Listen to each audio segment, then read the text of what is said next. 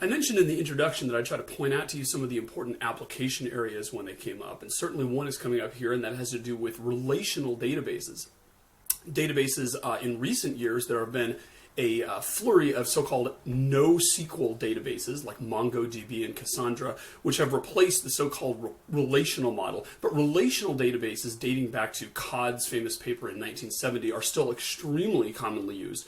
And all of the databases that you've heard of in terms of things like Oracle and MySQL, Sybase, Informix, Microsoft SQL Server, Microsoft Access, all of those databases are based on the so-called relational model. And that has to do with a certain sort of data structure that they're based on, in which all of the data that they hold is structured based on.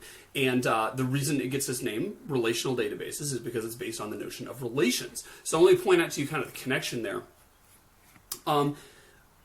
We mentioned that, there's Cartesian product, right? So if I have A cross B, and A is, 1, 2, and B is 3, then we know that A cross B is a set of ordered pairs 1, 3, and 2, 3, right? It's a set of ordered pairs because we're crossing two different things here.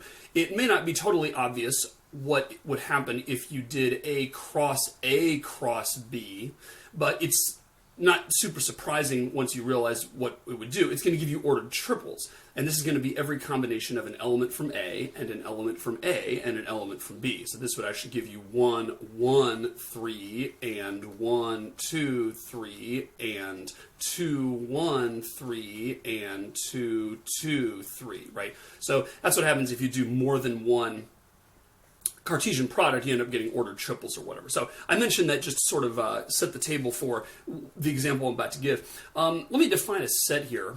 I'm going to define a set S. And that is actually going to be, not equal to, but a subset of, a cross product, Cartesian product between T cross natural numbers cross P cross natural numbers.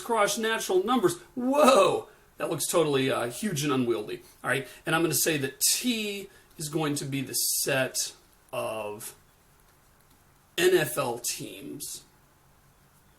And I'm going to say that P is going to be the set of NFL players.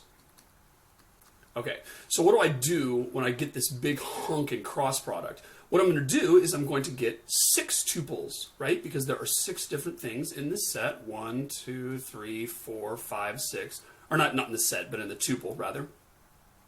So what I'm going to do is I'm going to end up in that Cartesian product. I'm going to get 6 tuples, where the first one might be Redskins, and the second one might be Cowboys, and the third one might be 37, and the fourth one might be Peyton Manning,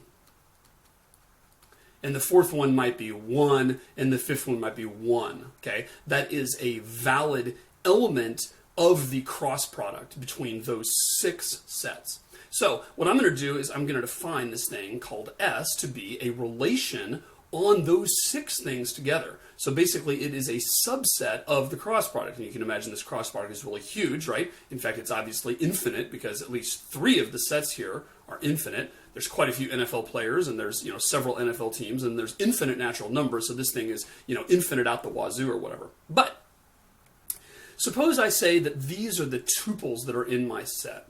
One of them is going to be Broncos, comma Packers, comma 1998, comma Terrell Davis, comma 34, comma 27. And the next tuple I'm going to have in my little list here is going to be the tuple Giants, comma Patriots, comma 2012, comma Eli Manning, comma 21, comma 17. And yet a third one I'm going to have here, and I hate to bring up bad memories, but, oh, no, it was not Broncos. It was Seahawks.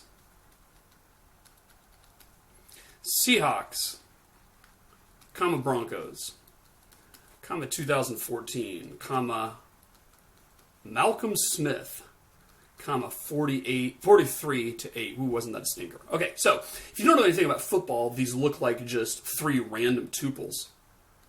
And there's some other ones in here. But if you do know something about football, you may recognize what I'm doing here. I'm going to put a header on this relation, and the header is going to be called winner, loser, year, MVP, winner score, and loser score. And in fact, I would name this relation Super Bowls. Okay? So really what I've done here is I've said that I've got a table of information. And in relational databases, this sort of thing, this whole big thing here, goes by 2 names. One is, it is called a table. But another name is, it is called a relation. And the reason it's called a relation is because that's exactly what it is. It is a subset of the Cartesian product of a lot of stuff. Each one of the things here are called columns. And the things over here going across are called rows, but they are also called tuples, because that is exactly what they are.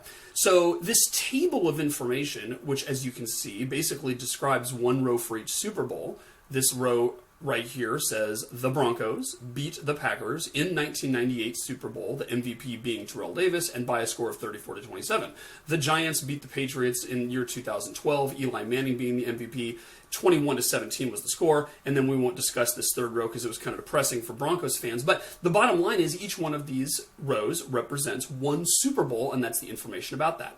And the reason it's called a relational database is because this is really a relation. One of the reasons it's a relation is because a relation is a set of tuples, and these elements in this thing have no order. This comes as a surprise to people when they first learn about databases because they say, well, this looks kind of like a spreadsheet looking thing. And, it looks like the first row is the Broncos-Packers 1998 row, and it looks like the second row is the Giants-Patriots 2012 row. Sure, it looks like there's an order, but again, this is just like with sets, right? You have to list the elements of a set in some order if you're going to serialize them for someone to look at. But there is no inherent meaning there. And so the set of rows in a table represents a relation.